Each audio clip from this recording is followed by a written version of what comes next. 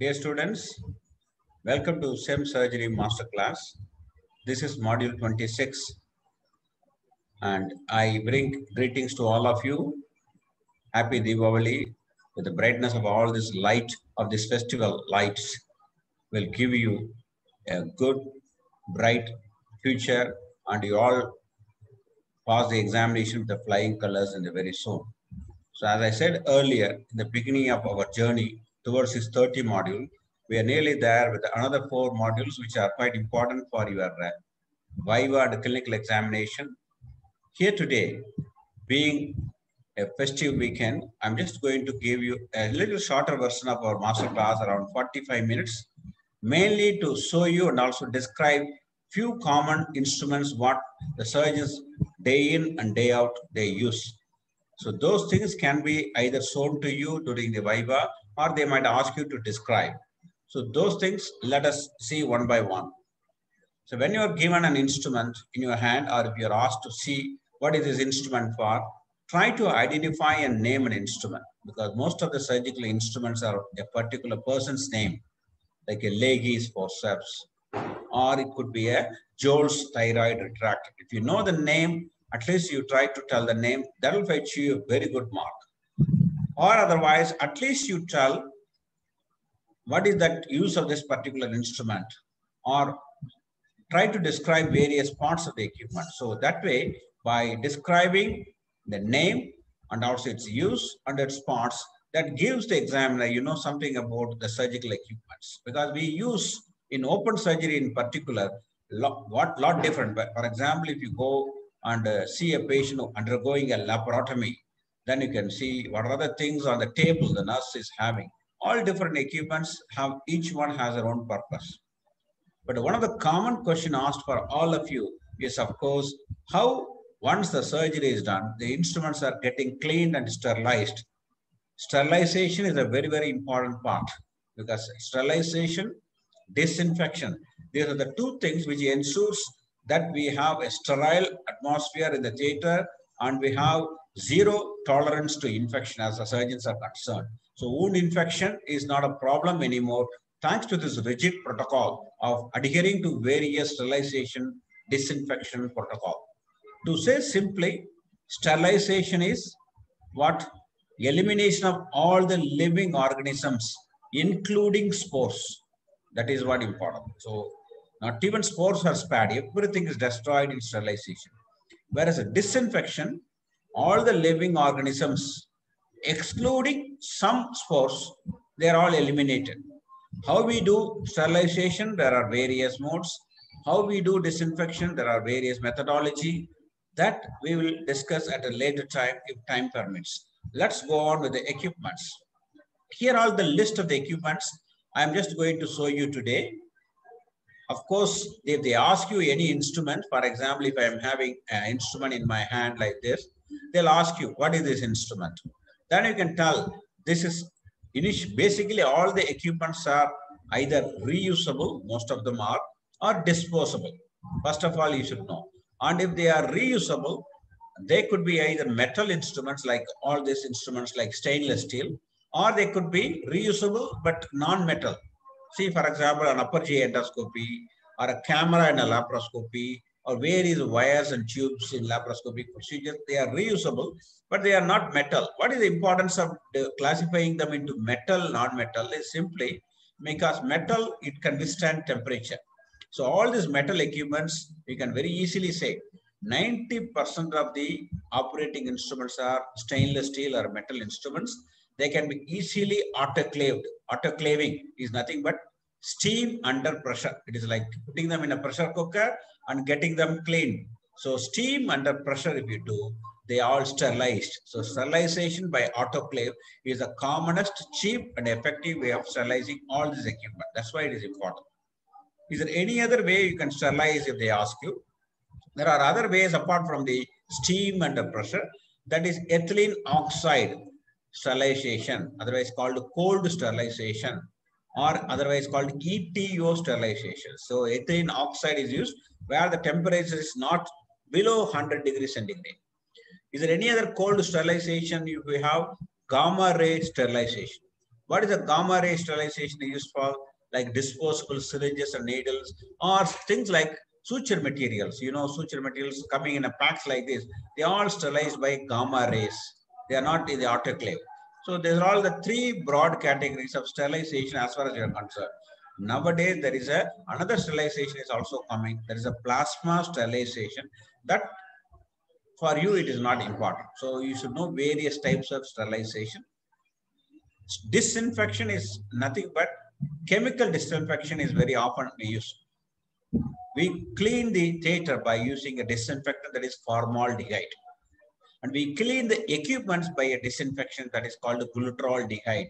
So aldehydes are the common disinfectant used either as a vapor or a gas, that is formaldehyde, and as a solution that is 2.4% glutaraldehyde commercially available as Sidex. So that's all the things. When you use a disinfectant, whenever you have some heat sensitive equipment like a plastic equipment, tubes, all these things we can put them in the, or even the endoscopy. For example, we do upper GI endoscopy. How it is sterilized, if they ask you, disinfected, they are not sterilized. How do we do? By using, immersing them in a 2.4% glutaraldehyde. If you do that, how long? 20 minutes. So that way we can eliminate all the microorganisms, but some spores cannot be killed by this method. There is a limitation. Disposable is the ideal one because once you use and throw, like catheters, venflons, various stents we place inside the patient, they are all disposable. Okay. Let us see. The instruments can be classified like what I am enumerated here. We are going to see them all one by one. Cheadle's forceps. Okay, let me see what is that. This is the most important thing, that is a Cheadle's forceps. So what I'm having here in my hand is a Cheadle's forceps, as you can see. What is it used for? It is used to grab. For example, if you have a oven, hot oven where there are some instruments there, you want to just go and grab them and give it to the surgeon. It is like your extended hand. So this is the one what we normally use every day in those days. But nowadays, these are all not commonly used because most of the syringes, needles, and a lot of day-to-day instruments are now coming as a peel and throw. That is a disposable one. So that's why the Cheadle's forceps is no longer used. But here is a Cheadle's forceps with a handle, hinge on which it is not moving. This is the working end, as you can see. So this is what going to grab. Okay, so it will go and grab. For example, if I am having, so I'm holding one instrument with this. This is a knot, and you just hand it over. So it is given in a sterile way, transferring it from sterile area to the another sterile area. Okay, so this is what we do. That is a Cheadle's forceps. What about other things? Tissue holding forceps. For example, you have two loops of intestines. They are all brought together like gastrojejunostomy. We want to keep them close to each other. For that, we are having Alice forceps. Alice is the person's name. So Alice forceps is one of the forceps, as we can very easily see here. In the insert, you can see how the working end will look like a rat teeth. And this is the hinge, and this is the ratchet, and this is the handle. So you have to have instruments in your hand like this. And you put your hand, okay, and open and close, open and close, open and close like that. So this is what we call the Alice forceps, just to show you. So this is the way we have. So you should know how to describe. So when any instruments is taken, you just handle it, put your thumb in the one of this ring, and another is a ring finger. The other two fingers, you dedicate it to the hinge, like this, you hold it. And the working end, like this, you hold it. For example, if you are using a scissor, for example, this is a scissor, you know, Mayo scissor. How you handle? If they ask you, just don't handle. Working hand is this one. So always handle, you have to handle. Okay, this is the handle, ring handle. Put the thumb, ring finger, other two support here. And if they ask you to, surgeon is putting some stitches, as an assistant, you're asked to cut the suture. How you do? You just go, open it and cut. But don't open this much, you see. So what we do, we just have this finger as a steady finger. And over that, I just keep it like this. See, for example, I keep it like this and go and cut it. So I'll go and cut it. So only this amount is kept. Okay, this amount is kept. Don't open like this. So just like this.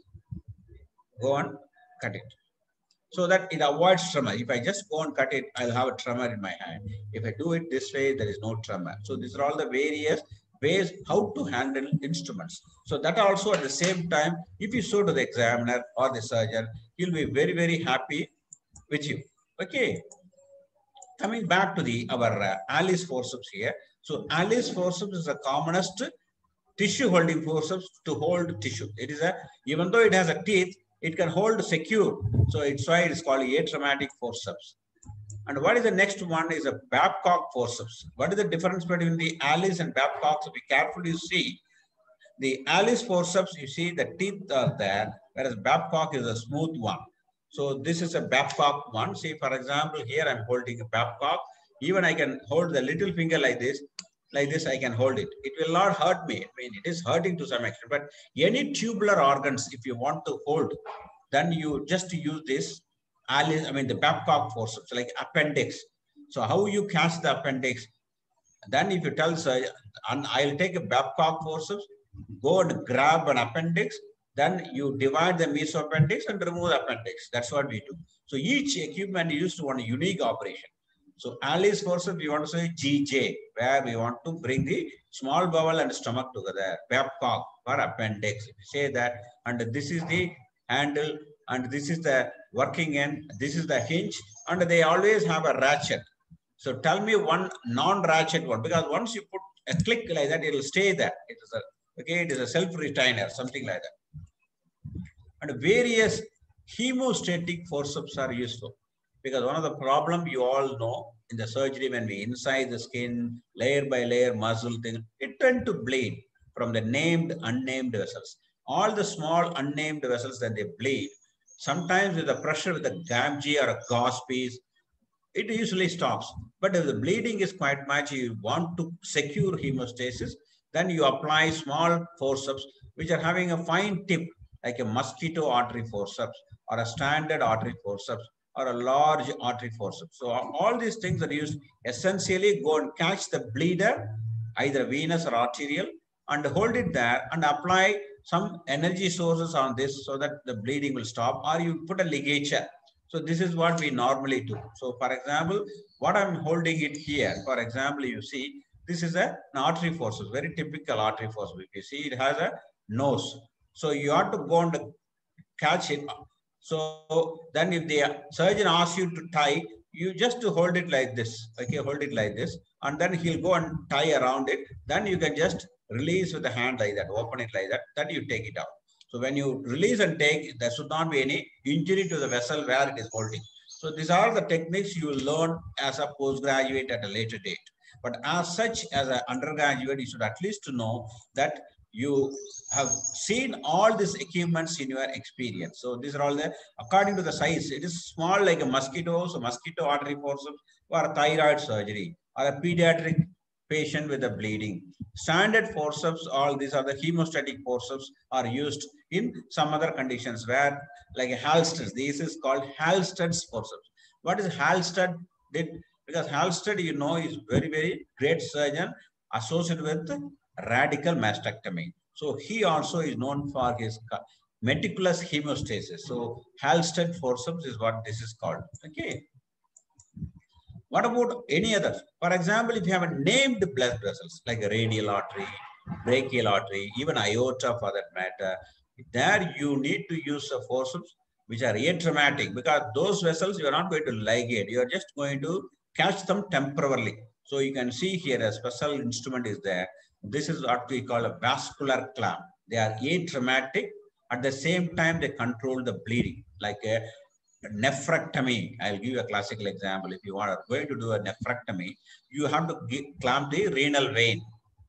That to clamp the renal vein, you have, or if you are going to do a right-sided radical nephrectomy, you have to clamp very close to the IVC sometimes. So that type of big vessels clamping you use, or if you are going to do a aortofemoral trouser graft, because if you go into the class we take in the vascular surgery, we use various graft like a bifurcation Dacron graft.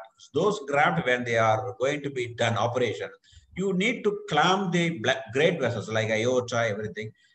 temporarily for that this particular thing is used. Let me just to try to find one similar to that what is shown in this here with me. See, this is a one. You can see the curvature and you can see, and I can apply it in my hand. So it's relatively atraumatic. And because they have a special groove, because the groove is such a way, they don't damage the tunica intima that easily. Because once you injure tunica intima of the blood vessel, it causes clotting there, isn't it? Platelet plugs and things like that. So you don't want to damage, at the same time you want to have an occlusion. And the curvature is that, so you can do a partial, the side clamping of the big vessels like aorta, IVC, renal veins are possible thanks to this Satinsky's vascular clamp.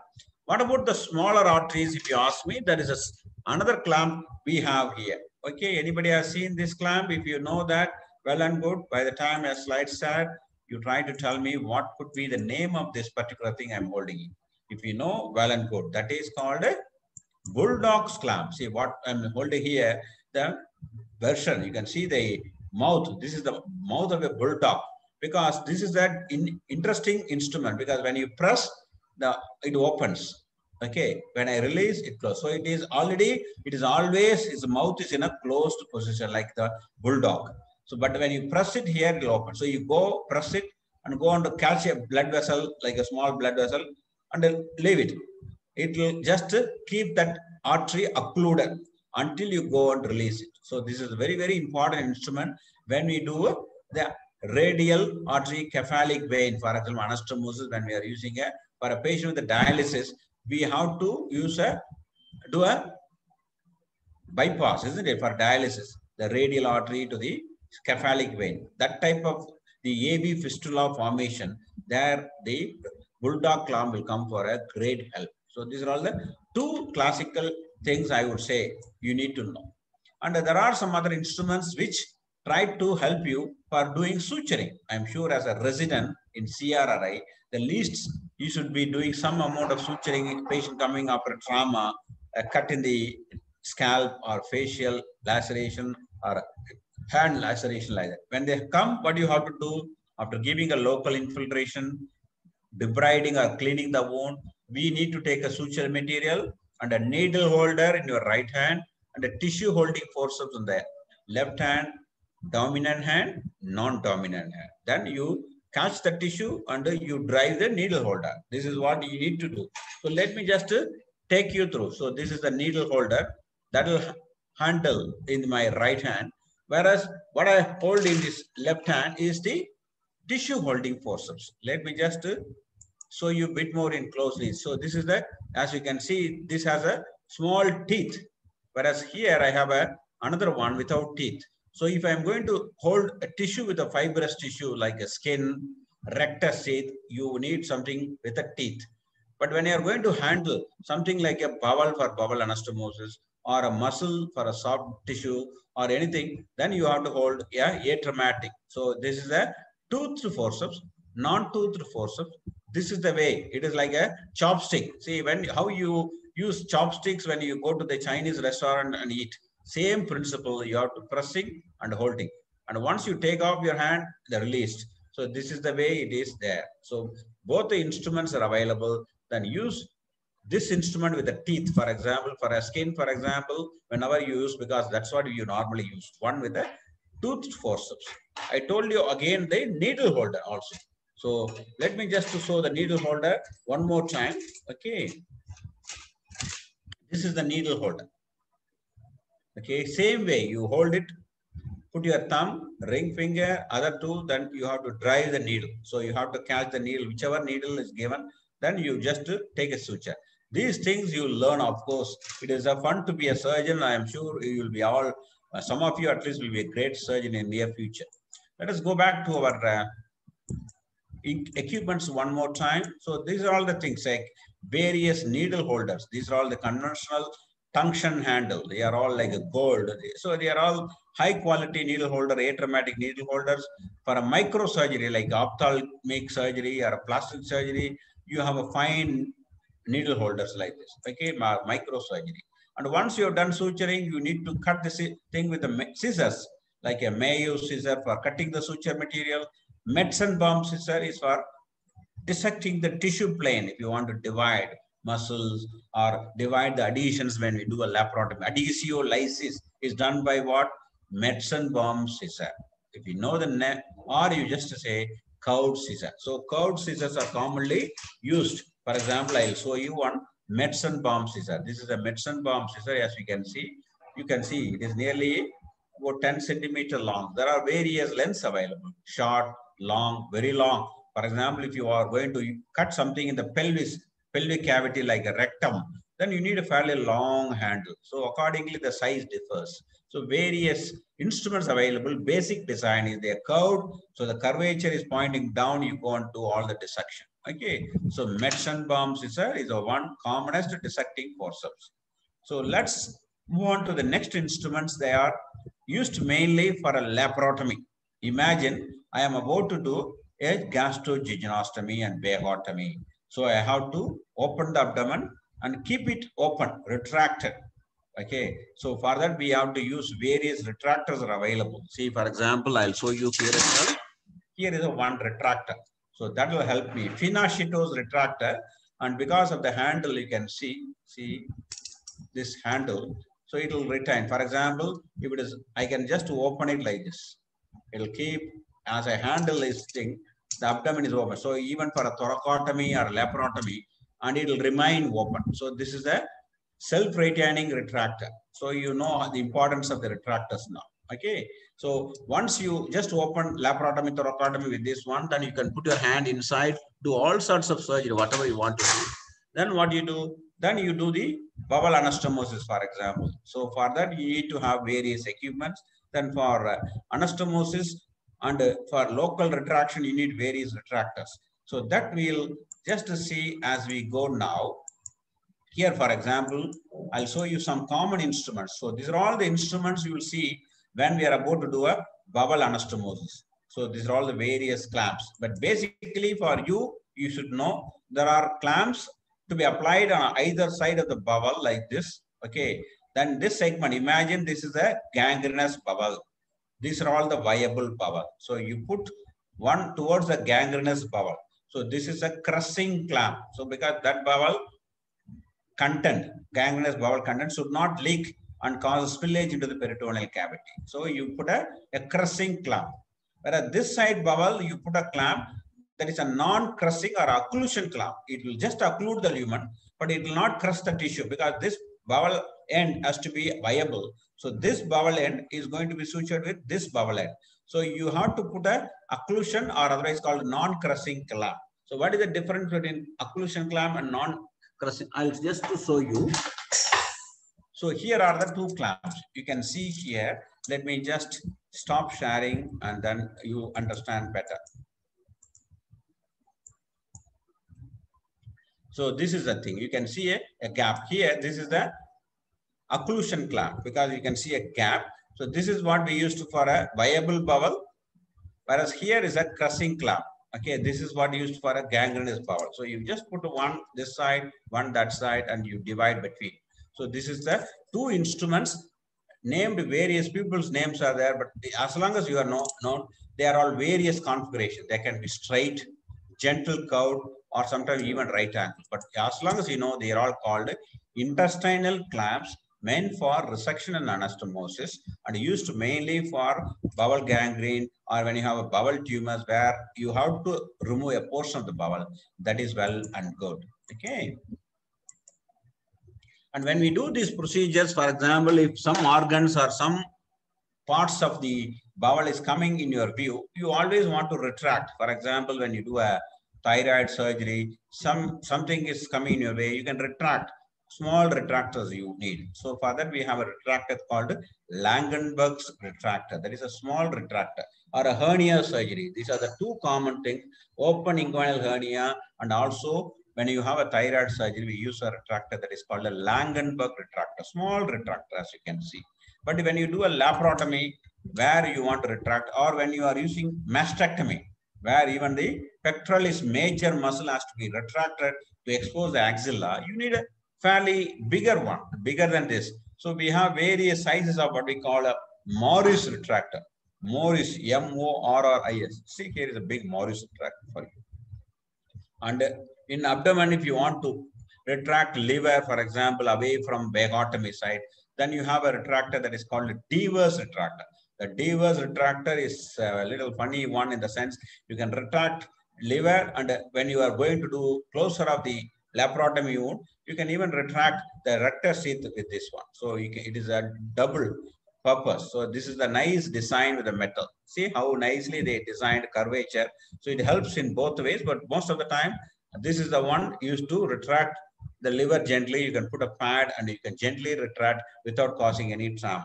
So these are all the various types of the retractors we use during surgery. That also you might come across. You try to remember. So these are all the self-retaining retractors I told you. This is the Finashito.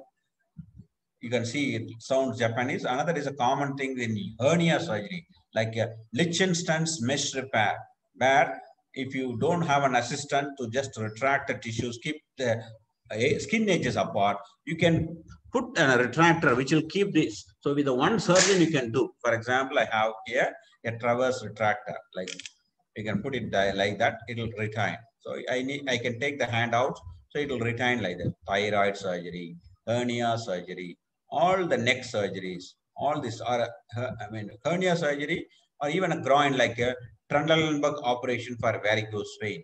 So you can always say, so I'll make a skin incision, I'll put a traverse retractor to expose the saphenofemoral junction, ligate all the tributaries, then I'll go for a saphenofemoral flush ligation.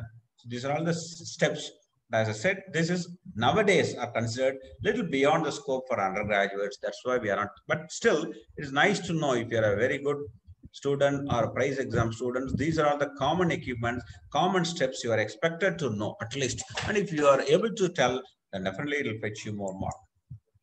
This is one unique retractor specifically used for a thyroid because it has only one small hook-like thing, say skin hook.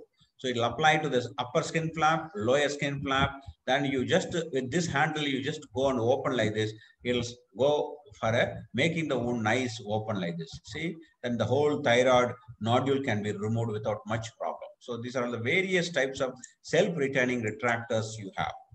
And few other instruments also, even though my purpose is to show you, introduce you surgical instrument, because orthopedics is part of your surgery, I know. So you have common orthopedic instruments like periosteal elevator, like whenever you are doing an osteotomy or an amputation, below knee amputation, above knee amputation, you have to always say, I'll feel the periosteum, so periosteal elevator. Then you hold the forceps with the bone holding forceps. Just to show you some of these instruments I brought specifically for you, and bone nibbler and bone cutter and things like that. So all these things, if you know, for example, what I'm having is something like you go and it's all like a wood cutters, all this carpentry, it is something like a carpentry orthopedic. So you have to, like, for example, if you're going to do an above knee amputation and you expose the lower end of the femur, there you just raise a periosteum, the periosteal elevator. And if you are going to do a plating and screwing in, for example, after fracture, both bone forearms, something like that, then you need to hold them with a bone holding forceps, isn't it? So you have to have something like a bone holding forceps. That also I'll show you later. But these are all the common things we use. For example, this is a bone cutter, double action, because we can see until now we have only one hinge. Here there are two hinges like this. So if I use this way, the power you get here is enormous. So you're able to, it will test your biceps. So you can cut. So you can cut even a finger with this one. So this is actually for amputating the toes.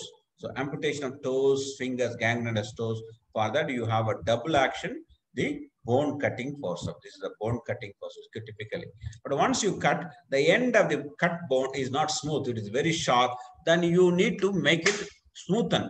So for that, you need something like a dolphin nose thing, if you carefully see. So they are called bone nibbler. You nibble it. So you just keep on nibbling it like this. Then that end becomes very smooth, for example, because the end of the divided one. So how you divide a bone, if they ask you, I'll use either a bone cutter or by using other thing like a giggly saw. It is nothing but a wire with a handle. So with that you can cut. Once you cut, how do you make the sharp end to a blunt end or a smooth end? By using a bone nibbler. So these are all the various things we use. And how you make a drill, power drill, pneumatic drills they use, as you all know, you might have seen in orthopedic theater. So that is also you should know. For example, these are all the various. These are all the periosteal elevator, bone holding forceps. These are all the bone nibbler, double action bone cutter. These are all the various types of bone holding forceps. You can see circulating. Okay. And I told you already the satin skis, bulldog clamps you have seen. And there are more advanced things also. See, this is of course, yeah, a bone holding forceps. You can go and hold even anything. Then you just, it'll hold it. So this is a very nice, typical thing, curvature you can see. Similar, if they show you, you can say it is just to hold the bones. So you should know whether it is belongs to surgical department, orthopedic department, or ophthalmic department. At least grossly you should know something about it. Nowadays, all these instruments are not commonly given importance in the undergraduate exam, but still nice to know. Those days it is one of the common thing that will separate a good student, an average student from below average students. So next is you should be also get to see or at least know there are other vascular equipments like Fogarty catheter, do embolectomy, some various thread-like slings, plastic slings. They are used to control the vessels. And suture material, for example, coming to the suture material quickly, I'll show you 3 suture materials. If time permits, we in other modules will try to do also. Here I am holding a suture material here, for example. I'm sure you are able to read it, Prolene. But what is more important is see the color. It is a blue color coded blue. So that is what important. And here, what is this? It is color coded green. And what here is color coded violet. Why I was showing it, only giving importance to color, I'll tell you, because these, when they are shown to you, when you're operating by a nurse like this, from a distance of 4 feet, I'll be able to tell what she's having in her hand is a vicryl suture, because vicryl, or it is an absorbable suture, which is going to be used here for bowel anastomosis, is color code purple. So purple is vicryl. That is not only in India, all over the world. So international color coding. That's why it is important. So as soon as you know the color of the pack, you know what is inside. And how big is the needle, how thick is the thread, all those things only the numbers they say. For example, if you have a needle there, then you can see it is with the needle, size of the needle, type of the needle, and also the number. There are various things you know, but that is for your next class. Today, you know, all these packs of suture material are color coded, and the color code of purple is for vicryl. And for this is the common color code you use as a CRRI. Green color code, that is for the nylon suture or ethylene sutures, polyamide. Okay, and what vascular surgeon they always use. This is a vascular suture, non-absorbable vascular suture, polypropylene. Polypropylene, otherwise called Prolene. The Prolene mesh we use in a inguinal hernia. Same way, polypropylene or Prolene suture they use for suturing aorta or wherever they use. Okay, so that's about the various things about the suture materials. And I told you, neurosurgery, even the burr hole devices, skin graft we take by a special knife called a Humbee's knife, and various microvascular instruments, microscopes to see during the ENT, optal, or neurosurgical cases, headlight to see inside the oral cavity when we do a tonsillectomy. All these instruments, when I go to the next time in theater, try to identify and get used to it, because you are going to be, once you become a CRRI or later as a senior resident, you will be asked to assist in various procedures. It is nice to know before you enter the theater, you get to know not only the people about the procedure and also the environment and equipment. That way it is easy. For example, here is a power drill craniotomy set, typically used nowadays. This is what we call as a Humbee's knife. They put a long blade, okay, and take just a partial thickness of the skin from your thigh. So that is put on a granulating tissue. So that will take it. So that is the skin grafting, split thickness skin grafting by using a Humbee's knife. Okay. And catheters and drains. So various catheters, one of the commonest catheter, I'm sure All of you might have seen. Please see one patient with a urinary catheter. There is a Foley catheter made up of latex rubber. And Malicot, chest drains, various drains are there, like Penrose drain, Redivac drain, T-tubes, pigtails, SPC catheters, and various sizes of Venflons. Venflons, you can go by sizes or also by colors. Like colors are very, very important. Like a blue means the smallest of them, used in the pediatrics. Twink one, commonly used in adults. Green one, used in theater. They are usually the fairly large one. And a gray one, they are very big one used in the emergency. So the size matters because depending upon as the size is actually increases, the flow through which the fluid flow is exponentially increased. 4 times it is increasing. So if you are having a 20 gauge needle and a 21 gauge needle, the difference is not 1. Actually, 4 times the flow will be more. So always you go for the wider bore Venflon in emergency. That's why we say always go for a brown or a gray one for an emergency theater. If you're going to give transfuse blood, it should be minimum green color Venflon. Pink color and blue color is only for giving IV fluids. They are all like a 24, 21 gauge. So 18 gauge is green. So the gauge is important, but color for you is if it is known, it is well and good. Coming to the catheter, let me just show you 2 catheters here I am having with me here. This, of course, you carefully see. Let me just stop sharing what I'm holding. You know this? Yeah, this if you know, this is a Foley catheter with a provision for drainage and also a balloon here through which you inflate and retain, self-retaining Foley catheter. And this is another one, as you can see, multiple side holes are there that will go inside the chest cavity. Then you attach this end to a underwater mechanism that is for the ICD. So these are the 2 important things you should obviously should know. Let me just see whether I have a picture to just see. See this typical Foley catheter. So it will drain the urine and here you inflate the balloon. Usually the catheter will show you. So if you have to read before you see, you have to read what is in here clearly written or it will be written within this catheter itself. It says, for example, here, it is a 14 French catheter, 30 ml you can inject. So you can infiltrate here up to 30 ml, not necessarily 30 ml. So usually we put about 10 to 15 ml of sterile water inside so that it will kept inside the bladder.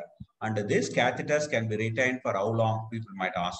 Usually for a 6 weeks to 12 weeks we can go. If it is going to be longer than 12 weeks, then we have some other material like Symplastic, Silastic catheter. So they are all different material. Whereas here it is a latex material. So they only go for only shorter duration. So I think here there are a couple of instruments for you to brainstorm. Can you identify this instrument and its use? Any one of you, if you think it is when you are having a patient with a bleeding PR, you have done a rectal examination, then you go and take this instrument and with a bright torch and see, that is a proctoscopy, examination of the rectum and anal canal to look for any hemorrhoids and also any growth, rectal growth. If there is a hemorrhoids, even you can put some light self-retaining forceps here. There are provisions for light, a brightness, and then you can do some therapeutic procedure that is called a therapeutic proctoscopy, like a Barron's banding of the the hemorrhoids can be done. Or if you are going to have a small polyps, you can remove, or a tumor, you can take a biopsy. So various procedures also can be done. But this proctoscopy is essentially to diagnose piles. P for P, if you know, that is well and good. So this is the key one because piles cannot be diagnosed by rectal examination. Rectal examination will tell you whether the patient has a rectal growth or not. But the proctoscopy only will reveal the bulging, the hemorrhoidal plexus above the dentate line. Okay. And what about this? If they show you something like this, then you should not be perplexed. These are all nothing but various bags available. This is the thing stick on the colostomy site. For example, if you have a colostomy, ileostomy, here is an ileostomy, you know, and here is a demonstration of colostomy. So it's a colostomy bag. And this is a scissor to trim this according to the size of the stoma. And this is a told you the chest drain. Okay, this will go inside like this in a triangle of safety. You go back on the blend injury abdomen and chest class, the module, whichever module we spoke, how to do a insert an ICT. Very, very important question they might ask you in the Viva. And it is the triangle of safety just above the fifth intercostal space. Here is a triangle, and there give a local anesthesia with a blend a dissection. You go along the upper border of the rib. That is what important, because the lower border of the rib has intercostal artery and nerve, so they should not be damaged. So that is a one important thing, and this will go enter into the underwater seal mechanism, so that there is no back pressure. It is a one-way valve, so that the air will not get in. Only the fluid and air from inside is allowed to come outside. Nothing is able to go inside. So that is the benefit of the underwater seal mechanism. So with that, I think we have concluded an overall view on the important aspects of the surgical instruments one ought to understand as an undergraduate. And next class, let us see on these things on module 27, like how to break a bad news. For example, if you have a patient with a cancer, you have to tell the relative of patient about the bad news, or the patient is in a very sick condition, he might die and he is lying in the ICU on a ventilator, you want to break that news, how you are going to break the bad news. So that is a communication skill that we'll discuss. Informed consent. A patient is about to go for a surgery like a thyroid, how much to tell and how to tell, because telling a patient in their own language is an art that has to be mastered.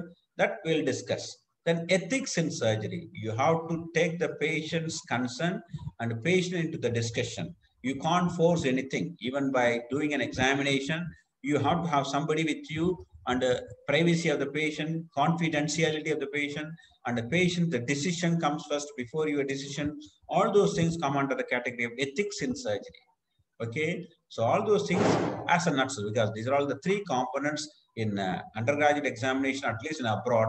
In our country, I think they are also finding an increasing importance of the new syllabus. So I thought that they also can be covered to some extent, because I don't think these are all given enough importance until, during my time at least. I'm sure it is the thing I think you should be better to know. So that is a module 27.